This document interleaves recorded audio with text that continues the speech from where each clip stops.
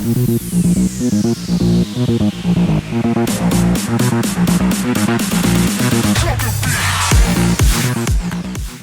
today. So I am Rebecca Hornack. I'm an implementation and communication specialist at NERN, and I'm super excited to have with me two of probably my favorite individuals I've met on this project. Sorry to everybody else, but I love them. Megan Downing, who's a system partner from Achievement Network, and Dr. Ashley Garner from Atlanta Public Schools. Megan, I'm going to go ahead and have you on mic and introduce yourself.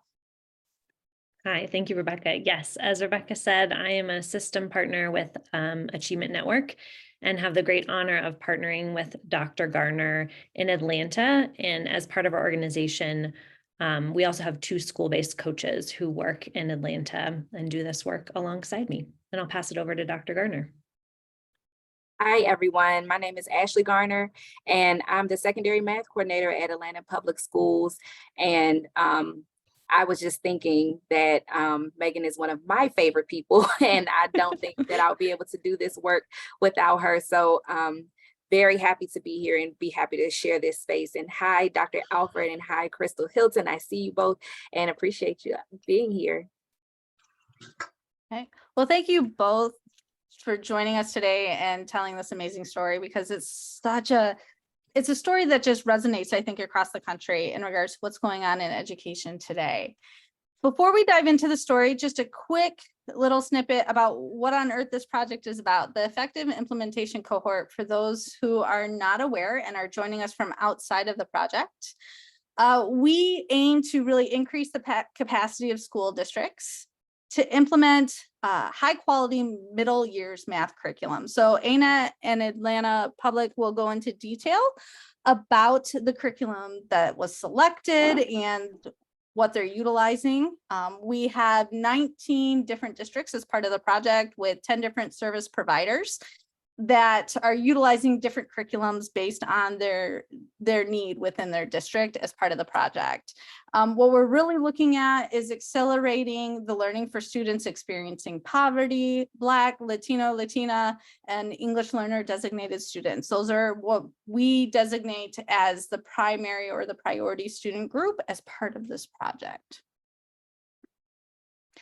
If you want to learn more about the project, we do have our learning agenda. The learning plan is broken up into 4 major categories: application of established practice, variability and implementation, which is what this brief focuses on, because there's so much variability with what happened with turnover and transition of staff for Atlanta Public, enabling context, and then the measurement piece. The very, very detailed learning plan that really designates our learning questions and our purpose and our goals around the project.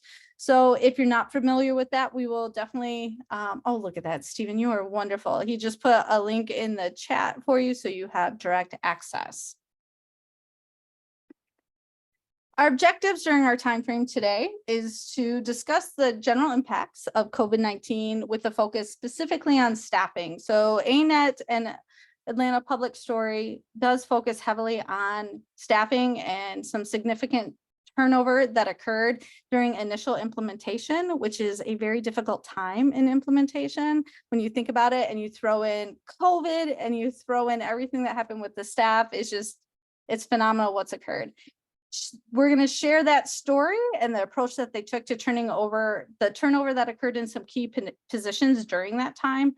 And you'll be able to walk away with some similar action steps, some things you can consider, because we are all facing heavy turnover during this time, and how you can really think about those action steps back in your own district or agency.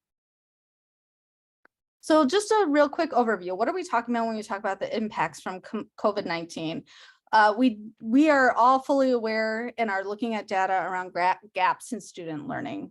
We know that they exist, and we do a lot of comparison of pre-COVID to where we are now in regards to student learning and those student outcomes. We've also seen an increased need for mental health services as a result of COVID, and what occurred when we had gaps of social interactions for our students and our teachers, the stress that we were all under during that time, as well as coming back. a lot of competing initiatives as a result. We had a lot of initiatives to begin with in education, and COVID compounded that because we were also in crisis mode. And so you're trying to find additional initiatives to deal with the results of COVID and the impacts that you're seeing. And on top of that, we had extensive amount of turnover across the country for teachers and for administrators and district level staff. There's also staffing and substitute shortages. So when you're trying to fill those positions, they're hard to find. And when you're trying to implement an initiative, there's no subs to pull the teachers like we used to prior to COVID, right? So all of these compounding challenges do exist. And it's a matter of looking at it and saying, okay, it is a challenge, it is a barrier, but how do we move beyond it? How can we learn from that? And that's what our story is about today. Real quick, some current statistics that we were able to pull from the US Department of Education.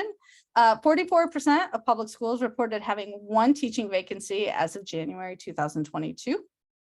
49% of public schools reported having at least one non-teaching staff vacancy. 50% of the vacancies reported were due to resignations, people leaving the field, people leaving the district to go to another district. There was a lot of movement and shifting going on.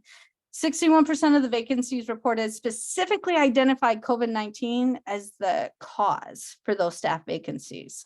So we saw this challenge coming in education pre-COVID.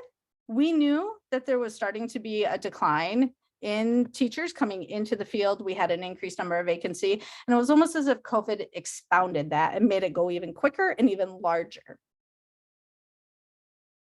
So the story about Atlanta Public, and then I'm going to turn it over to them. The initial implementation of illustrated math, which is delivered by Amplify, we saw turnover. It was funny. I'm giggling because we were all in one space in one meeting. We're like, we don't know what we're doing. We're all new, because the new executive sponsor they had, which was the executive director of curriculum and instruction. So that was brand new. The new district coordinator, 612 math coordinator, was brand new. Megan came on as the new provider and the system partner, and I came on as the NERN specialist. We all came on within months of each other. And this was all occurring during that initial implementation during COVID, and that influx of still dealing with virtual and on-site and face-to-face. So there was a lot going on. And so to help kind of contextualize that story and what happened, I'm going to go ahead and turn it over to Dr. Ashley Garner. So you can learn a little bit more about Atlanta Public. Thank you, Rebecca. Really good intro. So Atlanta Public Schools, just for demographic purposes, we have just over 50,000 students across 87 campuses. 14 of those campuses are middle schools that we service. That 87 campuses also includes some charter schools and partner schools that are still zoned in the city of Atlanta. But for this project, we service about 11,400 students across 14 campuses. And also to bring some context into why we would ever do an implementation mid-COVID, this was actually on its way in 2019. And what I shared with parents is that, you know, our district average range for our middle school students scoring proficient or distinguished on the 2019 pre-COVID Georgia math end of grade milestone, which is our state standardized assessment, was, but for those 14 schools, we range between 5% and 49% in terms of average. For our students who were Black, identified as Black, 5 to 32%. Our students who identify as Latinx or Hispanic, 8 to 46%, and 61 to 82% for white students. So the gaps were already there. The need was already there to have a cohesive, coherent, rigorous curriculum that reached all of our students and not just some. That need was already present. And so the implementation, looking for a curriculum, that already started before the, COVID became an issue. So just to give some perspective, we were already kind of going forward with this before. And then COVID happened and it made it like exacerbated everything. And we had to make sure that we move forward. So part of what we wanted to do was make sure that we developed a vision for mathematics instruction and what good, positive, strong tier 1 instruction should look like in our district. And so in partnership, and again, I'm saying I was not there during all of this. So it's very important to understand that this happened prior to me being onboarded. But the work of my predecessor, the work of our director of curriculum and instruction, and the work of our partners with ANet that partnered with us during the spring after our curriculum was chosen, they did the work of kind of crafting and working with a group of teachers, administrators, district level administrators to really craft a vision for mathematics teaching and learning. And what has happened since then is that we've kind of brought on board, because this was kind of for our middle schools, and we said this needs to be broad for K through 12. So we sat down with my elementary counterpart and our specialists, and we really went through and said, okay, well, what do we want to be true for all of our students in the system? And how can we make this something that will be digestible for our teachers, for our school-based administrators, as well as our district administrators? Not much change, but it did have some changes. But our vision is for all APS students, regardless of race, socioeconomic status, or learning differences, will consistently experience high quality mathematics instruction that positions them to graduate prepared for college, career, and life. And what you'll see there is 7 different indicators that we wanted to be true for our students. If the indicators are reached with fidelity as intended, then we will meet our vision. And of course, we're not there yet, but it gives us a strong base for what we can reach for every single day in our classrooms. And so something that we do before every one of our engagements with any level of any level of our stakeholders is we go through and really talk through our vision and have them point out specific things that they see that they want to realize, whether it's in their classroom or if we're speaking to parents, what they want to see in their student. So really developing this vision was important because that helped us make a better choice and a more guided and clear choice for how we were going to go about choosing a curriculum that would really provide access for all of our students for on-grade level content. And so the choice that we made was Amplify Math, which delivers illustrative or illustrative mathematics. So they are the vehicle through which that happens. And part of the talk that we have and conversations that we have with all of our stakeholders is it's just a vehicle through which we are meeting our vision, so that they don't think that they are locked into, oh, it's a curriculum, it's a specific thing. It is in some cases they may say, oh, it feels like it's scripted. They're just espousing the tier 1 instructional practices that we know that our students need, and delivering it through a curriculum that we know will be rigorous and high quality for our students. And so that conversation we have to keep having and making sure that our students really get everything that they need from us. So that's just a little bit of background in the work that was done prior to me even arriving, and some of the work on the vision that we had moving forward. Alrighty, so I wanted to get the ANet perspective on this. So I'm going to turn it over to Megan. Thanks so much, Dr. Garner. The Achievement Network, you'll see here on this slide, our mission, our educational equity vision, and our commitment to anti-racism.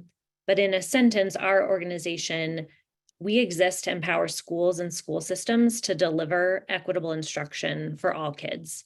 And so when we came into this partnership with APS, really the work of establishing that vision of math instruction, and then thinking about how do we implement Amplify, or the illustrative math, in order to achieve that vision, that's the work that we came in to do.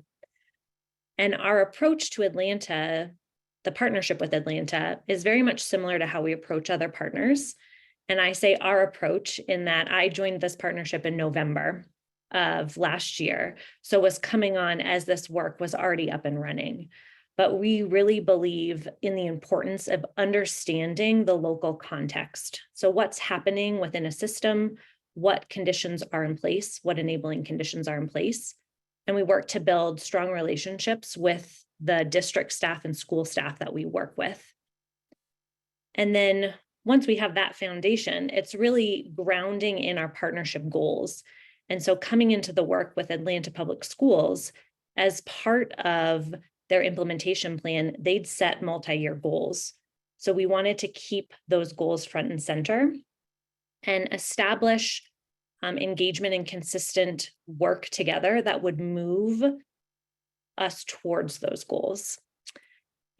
As a partner, we can provide development and capacity building, and we can also serve as a thought partner with district leaders, depending on the work that we're doing. And we also are able to ensure that there's coherence when there's multiple providers involved. So in this case, in this partnership, Dr. Garner and I also work closely with Amplify Math, who's the content developer and the professional learning support. I'm going to share more about my perspective and lessons learned, but wanted to give that context of our organization and how we approach the work. So I'm going to pass it back to you, Dr. Garner.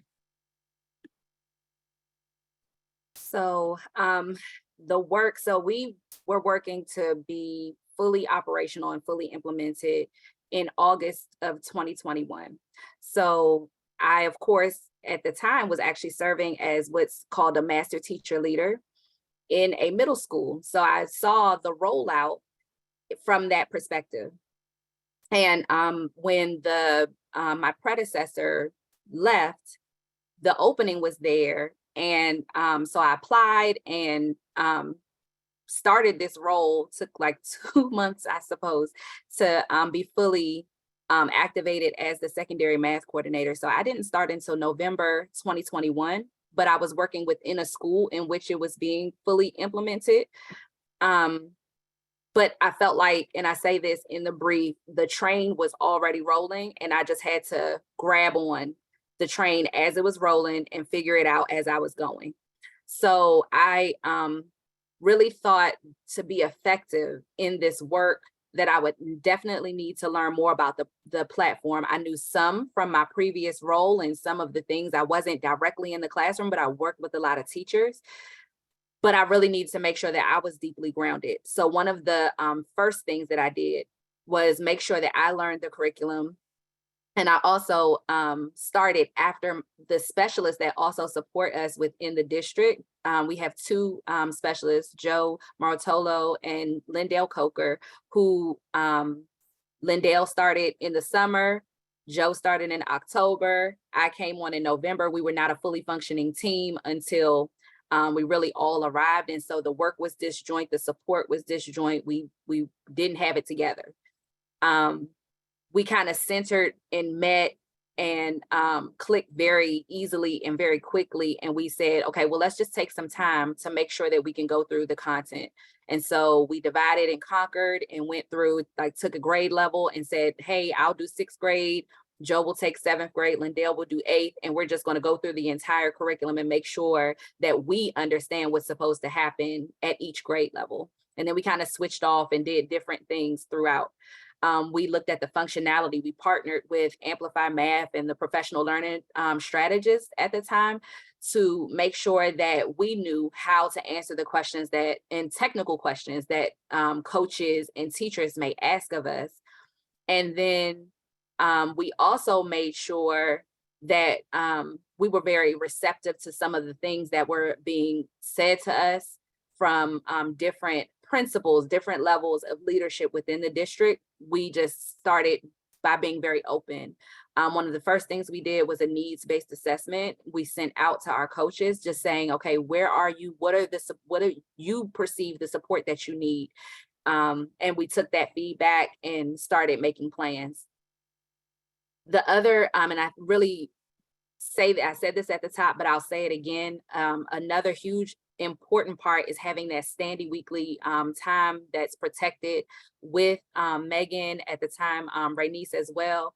And I felt like it was a hazing at first because I was like, I don't know the answers to most of these questions. I can just feel like I have a vision for what I want to see happen. But the work with ANet helped me really say, okay, these are our goals.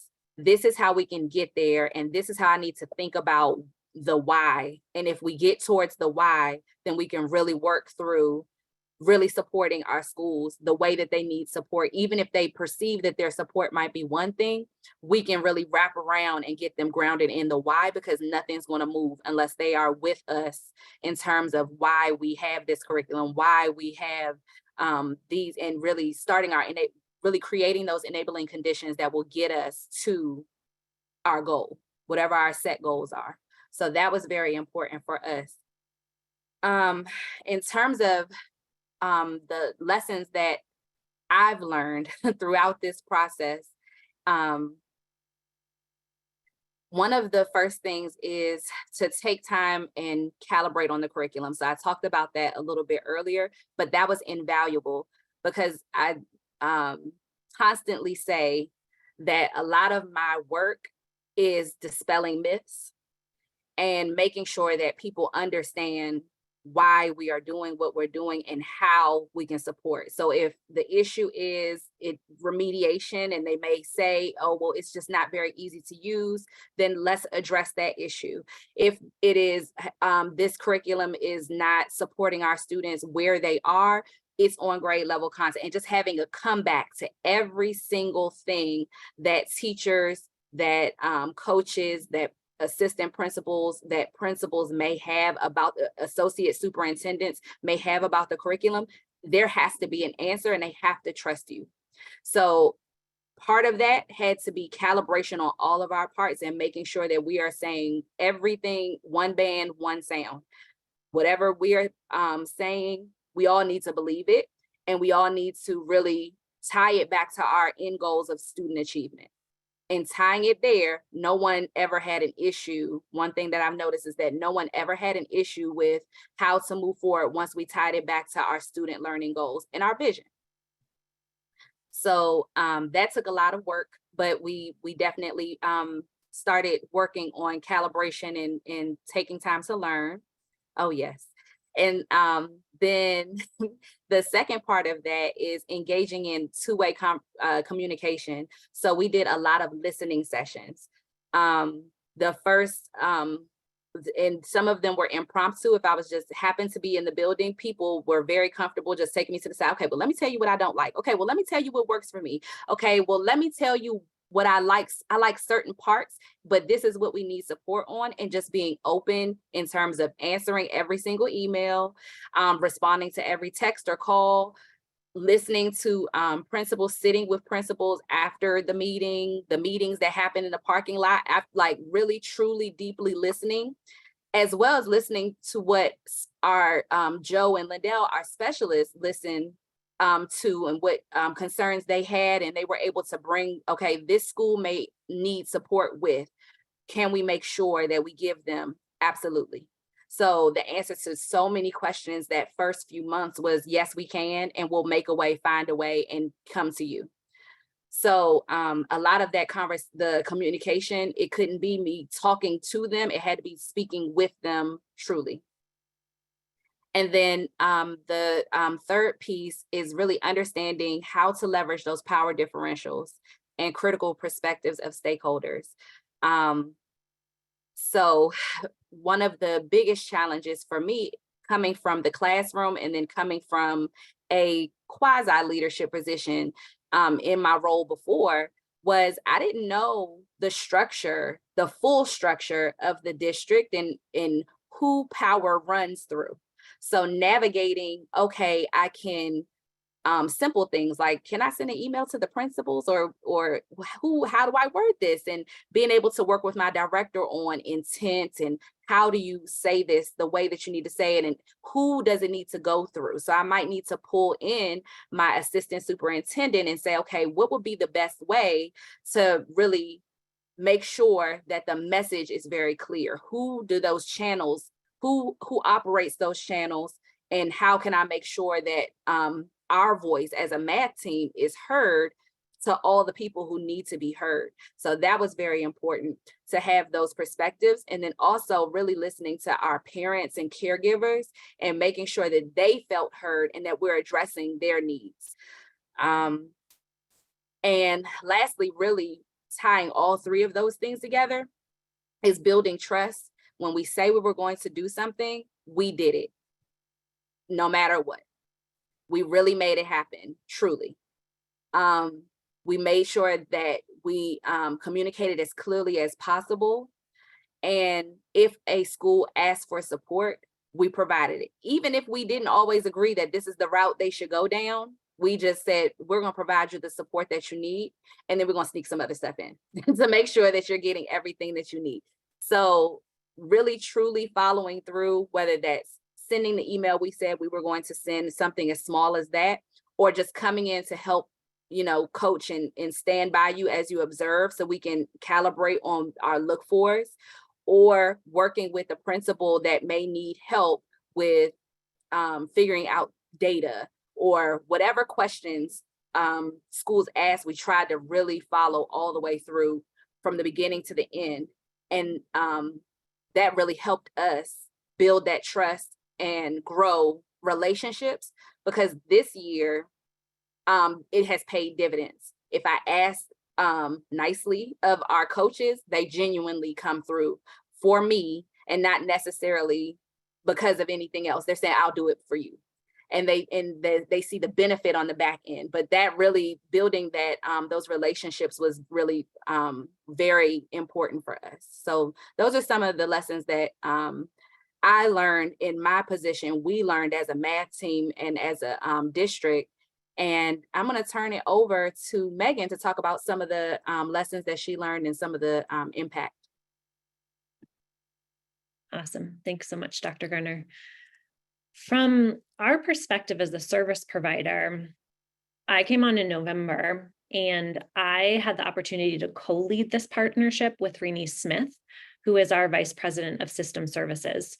So Rainice took the partnership over from another system partner, was the service provider through October, and then I came on in November. And so that co-leadership was really essential for me as I onboarded to my role and really got to know the context of Atlanta Public Schools and the implementation plan. We really wanted, when folks are transitioning into roles, I think the goals can get lost, the implementation goals. So we really wanted to reground in, what did we say we wanted to be true for students, teachers, school leaders, and district leaders as we implement this new program? And how can we move forward to meet those goals? And this was also as Omicron was starting. There was a lot of things were happening that was pulling attention away from the implementation plan. One thing that I really admire about Rainice, and that I think it was a foundation of coming into this work, was asking a lot of really good questions to better understand what was truly happening in the district.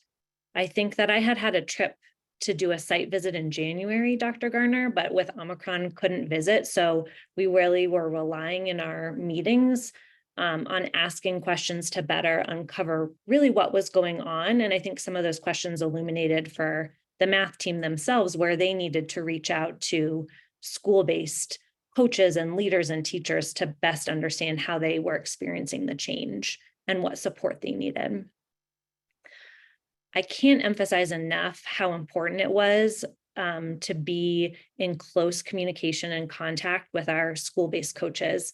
At the time, it was Crystal Hilton and Nicole Kuzmarek, and they were working directly with school leaders on implementation and really were able to share up to Rainice and myself, as well as the math team, what was happening currently on the ground in schools and what they were seeing were the areas that teachers and leaders needed more support to understand this new curriculum.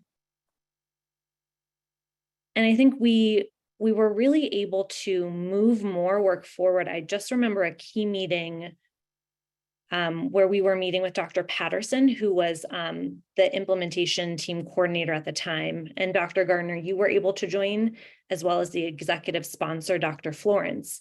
And in that meeting, because we had all those different perspectives, we were able to uncover some new pathways for communication. We were thinking about, Dr. Gardner, to your point of like, can I send an email to principals? Like, how do we reach out to principals in a way where they'll see our communication? And Dr. Florence elevated a current structure that was already in place, and that's now a structure your team continues to use to communicate. We also worked at the beginning of the second semester in January and February to start to more consistently gather implementation data so that we could start to make more informed decisions about the activities we engaged in to move towards our goals. So that's the perspective coming in, and then I can stamp some lessons learned. Just to reiterate, just continuing to understand the district context, and even if you think you have a strong lay of the land, to continue to ask those questions and better understand what conditions are in place versus what barriers exist that we can work to remove. As Dr. Gardner shared, just the importance of thoughtful communication across all levels of the district. From my perspective, Atlanta Public Schools has a large district team and there's lots of different departments. So the work of communicating across departments within the district, as well as from districts down to schools, to families, and back to the district, is really important, and I know is something that we're continuing to work on so that folks understand what's happening, and to Dr. Gardner's point, the why behind it, that we're doing this to achieve our vision of math instruction for our students. I think Dr. Gardner just beautifully models how her and her team came in as learners and really wanted to learn the program as well as learn more about the implementation plan. And we were able to provide some capacity building for this work for that APS team, for the math team.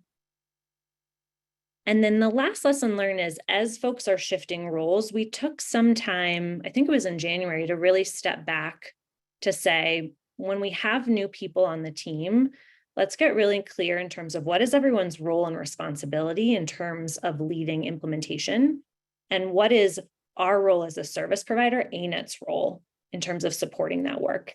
And at ANet, we had me and Renice were the system level coaches and partners, but also our school-based coaches. So when we could get clear on everyone's role and responsibility, we could better move forward and support the implementation work. And now I'm going to transition back to Dr. Gardner to kind of share where we are currently after all of this transition. Yes. So finally, when we got a little steady, one of the biggest things that we noticed was that we had some schools that really didn't understand that we were transitioning away from a gradual release into problem-based learning.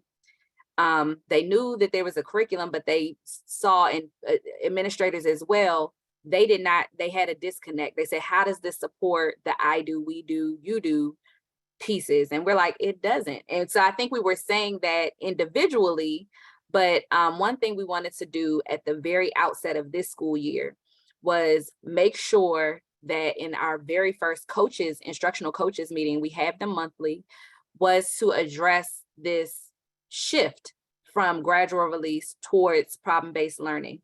And so we had a nice eulogizing of what gradual release did for us and saying, okay, but it's not fulfilling our needs right now. So we needed it. And whole song and dance, I wore black, wore veil, a whole thing. And I'm not usually that type of person, but I think it was necessary for our coaches to then let go. And I think it really hit home because we didn't have to have that conversation ever again. Same thing happened with our leadership. And one of the things that we worked on is communicating things at different levels and sharing and having a pipeline of change. So from our director standpoint, they shared that same thing with our principals and assistant principals. And so at 3 different levels, that conversation happened where we told them, hey, we're transitioning. This is our reason. Let's talk about why we're transitioning so that you can internalize it. Another huge push was for our teachers to make sure that we're using the materials to address our students' needs. I alluded to this earlier that our teachers were saying we had to really address our teachers saying that this is not for our students. This curriculum is for students who are at or very near grade level, and what can we do for our students? And we had to keep reiterating that, yes, it is for your students, because, you know, on grade level content is what every student will be tested on at the end of the year. This is how we need to move forward. And really, ultimately, we needed to talk about our expectations of our students in the classroom. And so having those conversations about what we expect of our students, and if we have high enough expectations of our students, that in allowing the curriculum to do what it's supposed to do as intended, so that you can really see that you're using those conversations and those discussions, using student work to really drive the discussion and drive what students already know. They're not starting as a blank slate. So really having those conversations was really important for us. And I think now we're at a place where they are using the materials. We're working on as intended fully, but at least they are using them as a part of every single lesson, every single day in class. Another big push, we noticed, like, things that we're saying may not be amplified to our schools. We might be saying it and it might reverberate in this chamber of district team or district level or high school level. So it might be for your principals are hearing this, or your instructional coaches are hearing this, but are these messages getting to our teachers? Are we able to get better faster by building implementation team? So this year, we are in the fledgling stages of really making our teachers and school leaders and instructional coaches, and anyone who evaluates our teachers and really goes into those classrooms to really begin those building implementation teams meetings weekly, bi-weekly, as often as possible, so that they can really begin owning the work of the change and seeing what students and teachers are doing at any given time during the week, month, but they are being regularly observed and worked with so that they can be coached towards really doing this curriculum as intended. And then the other work that we're doing with our district implementation team is really maximizing our two-way communication. So taking what happens at the school level to our district implementation team, problem solving around it, and then going back and making sure that that work goes out so that we can get solutions met and the needs of our schools met much more quickly than we were before, because it was staying with us, the work wasn't going out. So we really wanted to address the two-way communication and the cross-functional work. We have assistant superintendents that now know the curriculum and really understand the work that we're doing. So they're able to tell their principals that they supervise to, okay, this is why. And they are saying the same things that we're saying. So the work, so it's moving more quickly in terms of getting everyone on one page. So those some of the things that we're doing currently that's helping us support and reach our goals a little bit faster than we were before.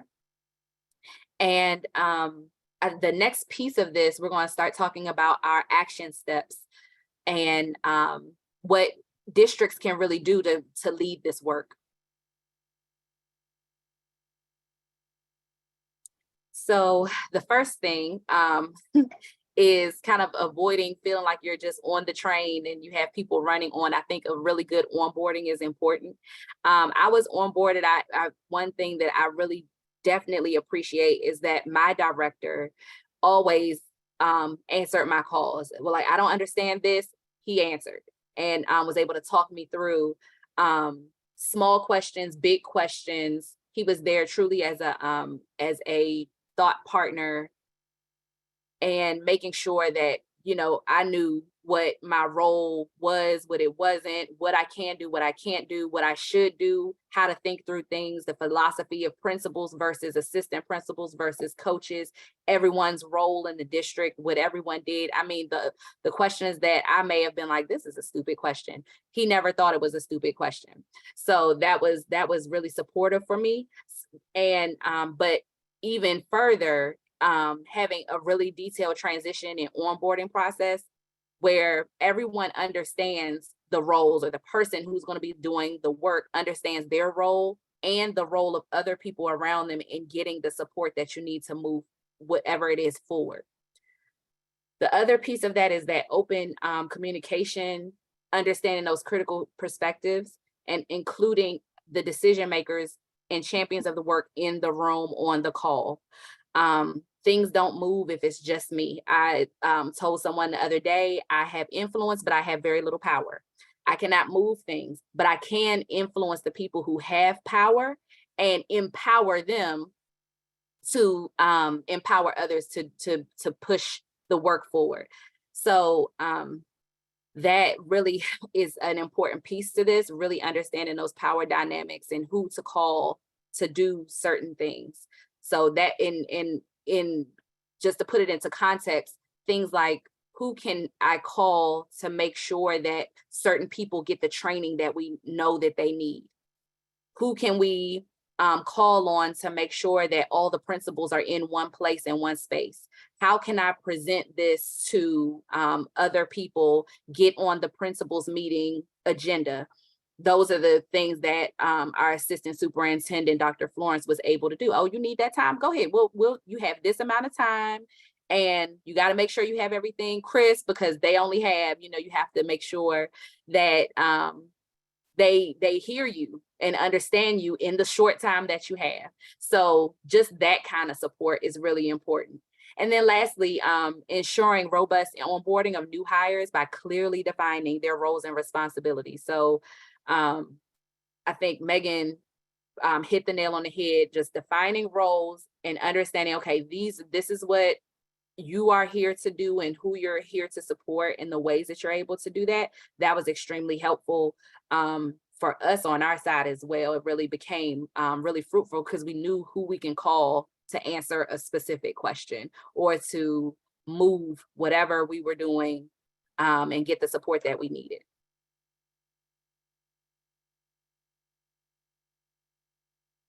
I think this first bullet point really came through in each of our shares, but just the importance of being intentional about building relationships and trust between team members. I think Dr. Garner, your share really just emphasized how quickly you built relationships with your school-based staff, and from your shares with teachers by being there, by deeply listening, working to get answers, following through on doing what you said you were going to do. And so I think that trust building between ANet and APS team members were really important, on members of my own team, and then obviously what was happening at APS. Provide opportunities to build expertise in curriculum design and implementation strategies. Depending on your role, everyone needs to have a certain level of understanding of what the implementation strategies are. And in this case, it was really important for us to understand the design of Amplify Math so that we could better support schools and teachers to implement it as intended to meet that APS vision. And then to continue to maintain the focus on goals and aligned actions. When we keep goals front and center, when we're able to pull data in to our work, that really helps us move the work forward because we are intentional and we know what we're doing is driving towards the goals that we've set.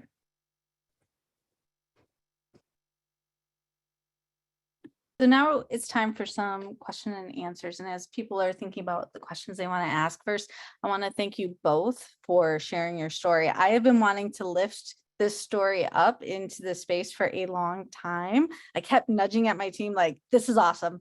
I have the immense honor of watching the both of you in action on a regular basis where not everybody does. So thank you very much for sharing that. As you think about your experiences and I'm going to kick off with this question and then others can join in the chat. How, Ashley, I'm going to start with you. How has your experience of transitioning into the role mid-implementation with COVID, how has that made you an even stronger supporter for your district staff? What have you been able to take away from that experience to make sure that your staff have in place across the district? I really think I didn't want to fail. Full transparency, I have been looking for this role. I felt in my heart that I just want to be the coordinator because I think I can change things. I really felt that for years. I applied for this position like 4 times. And so finally, when I was here, I was like, I cannot fail. You can't say that you wanted this and then not do well. So I really wanted, and I thought about all the things that I wanted when I was a new teacher, when I was and I kind of still am mid-career teacher. I thought about all the things in the support that I wanted. And I said, I want to provide that. I want to make a lane in order for it to be provided for everyone else. So how can we build something that will be in place well after I'm gone that will help teachers at every point in their career get the support that they need?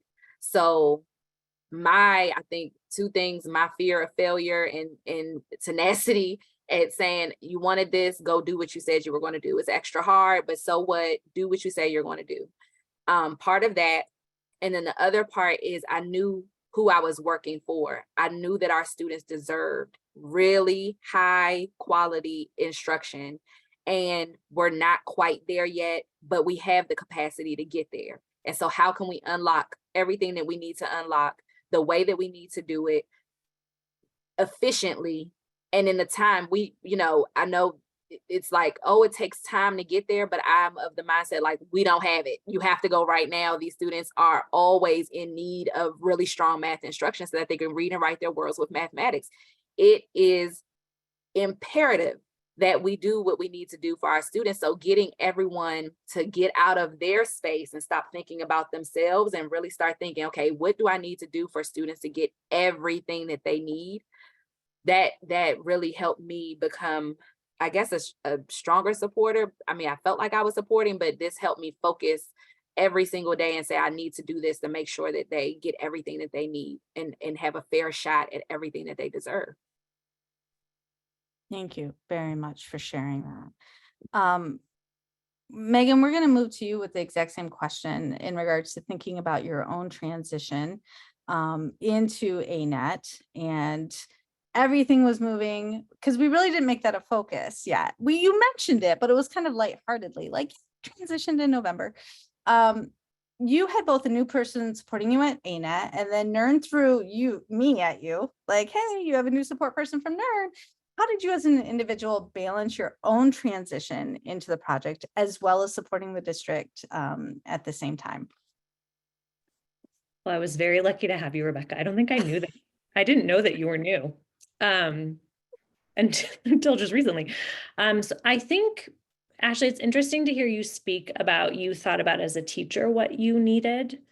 I came from a role very similar to Dr. Garner's and then moved into this position where I was then partnering with people who had been in similar roles to those that I'd been in. So I think I was learning a lot, and I was very lucky to co-partner with Rainey Smith in this partnership. So could learn from her and alongside her, could have someone to give me feedback. And then also being able to ground in my experience and to say, what would I have needed, or how can I share some of my experience to support Dr. Garner in her role? I think coming in and really needing to understand the context and the current situation quickly, it emphasized to me and made me practice deep listening. It was really important to listen and make sure I was clear on what I was hearing, and then to ask more questions than I think I had even imagined, to make sure that I really understood what was going on, and then could think about or ask, how do you need support? So how can I structure our meetings to support you based on what we know is going on? So we do have a question in the chat, and I love this question. What were some missteps or challenges that you encountered throughout the process of relationship building and garnering stakeholder support? Who were the biggest dissenters, right, in adopting, amplifying that problem base? Because they're trying to work through mind shift, right? That challenge of shifting mind shift. And Amy, please feel free to unmic if you'd also like, if you have any additional pieces you want to add to your question. Okay, so missteps. I think the first biggest, and we're still solving and problem solving around it, is not including parents and caregivers at the very outset. So they were confused. And when you have a new curriculum, students are learning very differently than they have before. It's uncomfortable. Parents said, "Oh, my child is crying when they come home every night because of this curriculum. Stop it." So, and it was, I hear you, but we also have to make sure that it's being implemented with fidelity first. So, so that was one of our biggest challenges, was making sure that we included parents, because it had not been properly disseminated to them that we were even making a change. So that was huge for us. Come around February, March, is really addressing, and even this school year, addressing parents and making sure that they feel comfortable with what the curriculum should look like in their child's classroom. So that meant parent meetings, that meant either during the day parent coffees or after school meetings with parents, and showing them and partnering with the school to do mini lessons, to answer questions, and being really prepared to answer the questions that they were asking of us.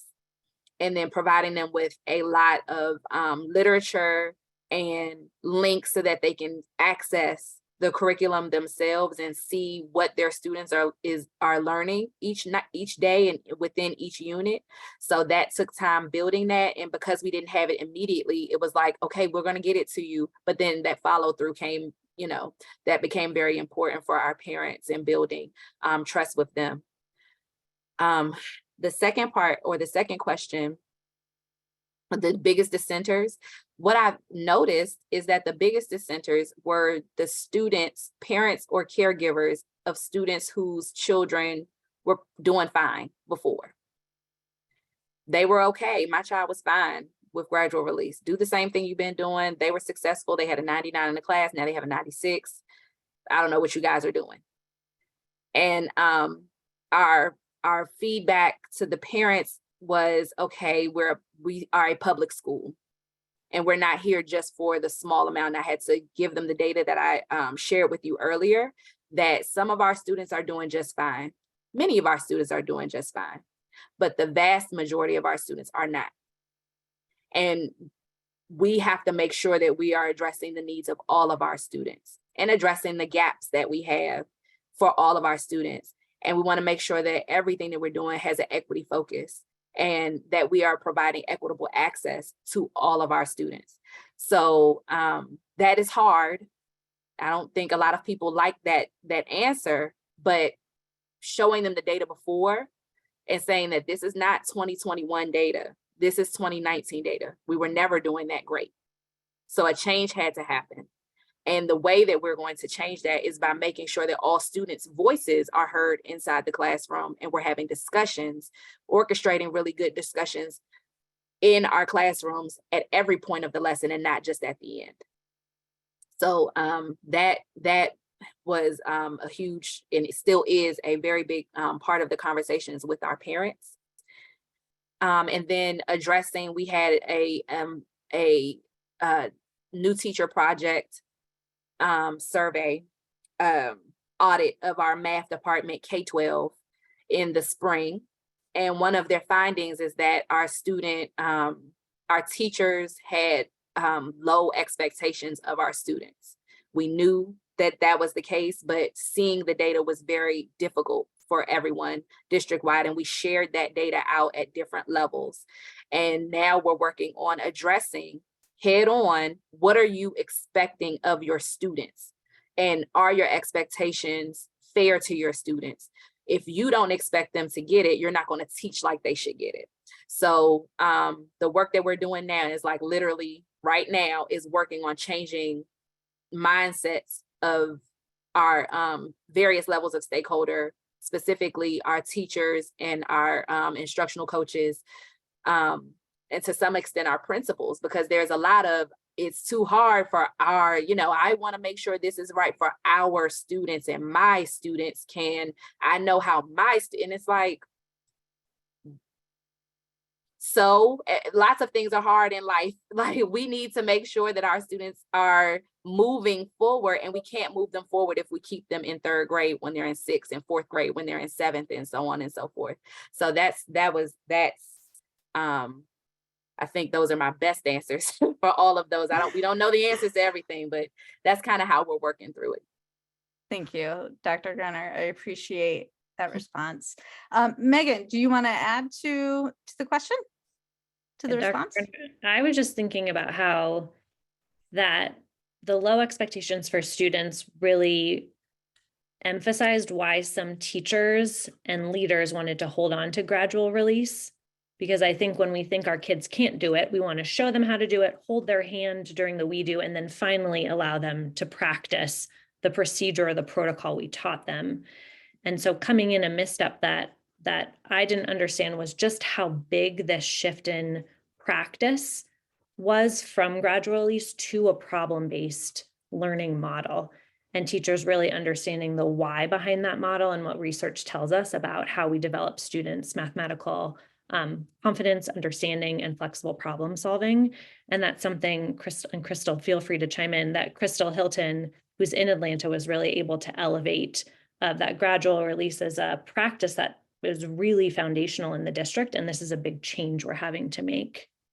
And I wonder, Dr. Garner and Crystal, if you could speak to the work that's been done at John Lewis with instructional coach Miss Graves, because I think that's really a bright spot of a coach who originally was not totally on board with the new program, and then has really had a shift in commitment to the program. And we're seeing really strong progress at that campus.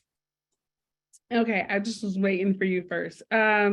So yeah, the coach at John Lewis, I kind of inherited her in the middle of last school year. And it was like, we switched our focus, started working on just changing the mindset of not just the teachers, but also the coach, and how she was expecting teachers to implement the curriculum. There was this block where teachers were constantly complaining about the shift, and she just kind of started to co-sign on that as well, saying that, you know what, I used to believe in conceptual understanding. That's how I used to teach when I was in elementary school, but the students they aren't there yet. And it's not just conceptual understanding, it's so much more. This is expecting them to be on grade level. So it was a really tug of war with her, just trying to change that mindset. Ending the year, she and I started doing some real in-depth lesson internalizations around, like, let's just look at the lesson and see what's happening. And the beginning of this school year, I don't know, like Dr. Garner and I went to John Lewis, and she and I had like a moment where we were both like almost like in tears of joy because of that shift that happened. And even I just met with her last week and did some walkthroughs, and she's very focused. She was like, in 7th grade, I need specific support around this one thing. Like, I need teachers to do this thing, and they're not encouraging student discourse. So I really need help with what can I do to help them do that. So she has become more, she's owning the work, one, and then recognizing how her influence impacted those who were not ready to be, early adopters of the new curriculum. So just knowing that she had that influence, it changed the way that she approached her teachers. And then she now looks at it at a very different lens. And so Friday, we looked at 7th grade, and she was like, specifically, I need you to help me support them in this area because I don't know what to do. And she was like, maybe it's me. And so can we just do some walkthroughs and kind of coach me through this? And it was very powerful because we were able to then debrief what we saw and then come up with some really small bite-sized pieces. And one of the things that we had concluded was that basically teachers weren't asking the question of why. If a student got the answer correct, they just moved on. If it was incorrect, then it was like, oh, let your friend or your mate or your peer help you out with the correct answer. Once the correct answer was given, they moved on. And so we debriefed and said, listen, from now on, whether right or wrong, we're just going to ask the question why, and allow students to a platform for explaining what they're thinking. We implemented sentence frames for using SMP1. She laminated them, had them in every class. When we had small group discussions, we used those sentence frames and modeled it for students, and they just picked up where we left off. And it was like, I can't believe this is happening. So yes, and I'm actually going back this Friday to do work we're looking at student work and using that data to inform next steps. I need to pick up where you left off. It's the difference is so stark, night and day, rock star. I went to a data meeting on Friday with them. And I mean, the conversation around the student data, the what should we do next? The teachers were leading. All she did was facilitate. The teachers did the work. That was not the case last year. She's on board. And I just want to also highlight that she took it upon herself, and her principal supported her in going to an illustrative training. So she did the training over the summer and came back ready. She said, I know it's me. I know that I need to understand the curriculum before I go telling people and coaching people through. So she did something similar to myself. Was like, let me just go through and do lessons. And she did that work this summer and came back a totally different person. Okay, this is how I'm going to attack this. She made a plan for them. Every grade level is specific, has different things that they're working on. And they really, the data is now showing them they are a school that traditionally struggles overall with lots of things. They are outperforming some of our schools that are typically at the top, like completely outperforming.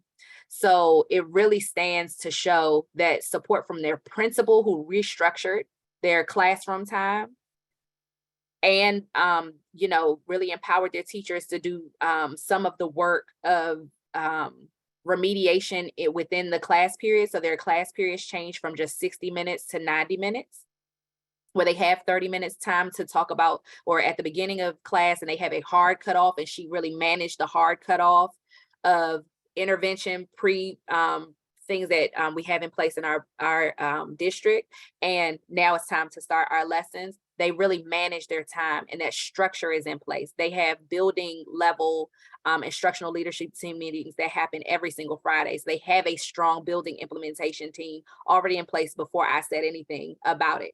Those things are already in place. She's in the classrooms multiple times a week. Her teachers love her. When I was leaving their sessions, I was at a 7th grade and an 8th grade data meeting, and they both spontaneously at the end of it, oh, she's just so great. And I was like, I don't evaluate her. That's not my job. Why are y'all saying that to me? They're like, she doesn't pay us. She's just so great. And so that's the type of relationship building that she has with them that really allows what I say to really be amplified to her team.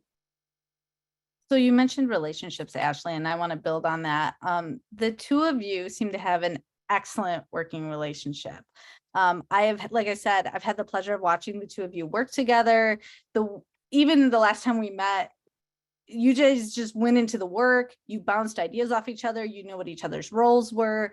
How have the two of you built trust with one another? Because that is so important for implementation. I'd say I think, Ashley, as you were sharing, I just wrote down the 2 words, like the learner stance you take, your responsiveness, and your ownership of the work. So part of it was just who you are as a leader. And it is such a pleasure to work with you, and the work moves because we're able to engage in some work together. And then you take that outside of our meeting times and bring back the follow-up or the reflection on how that went. So I just know that part of that is who you are as a leader. And I think on my side, knowing that I have someone who can think me through what, you know, in your head, things may be jumbled and you might think, okay, this is what they need. And Megan does such an excellent job of just saying, okay, well, why? And let's go back to our goal. And what is our goal? And how are you going to make this happen?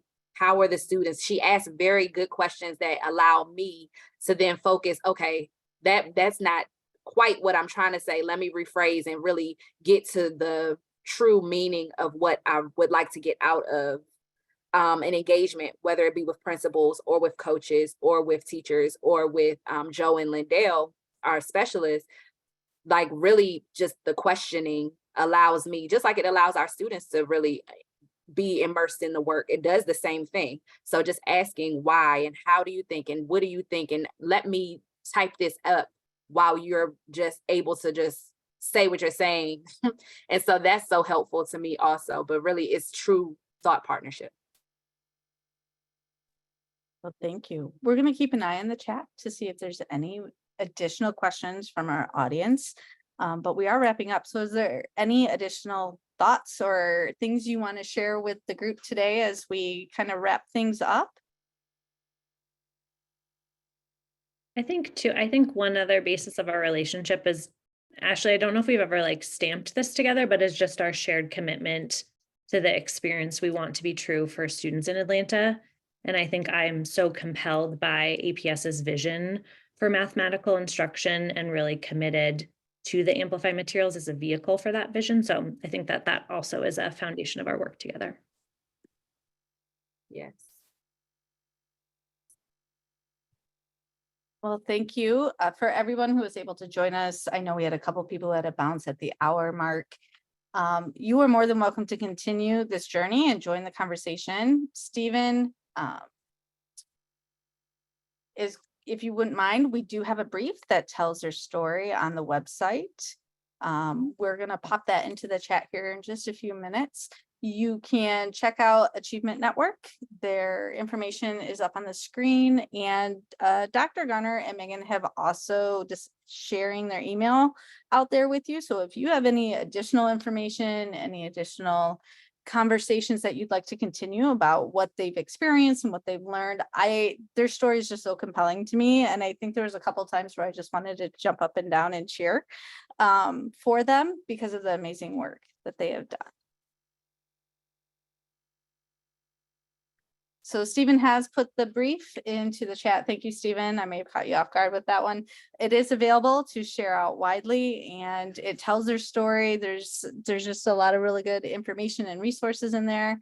And so once again, thank you for your time, and we'll kind of hang tight in case there are any additional questions.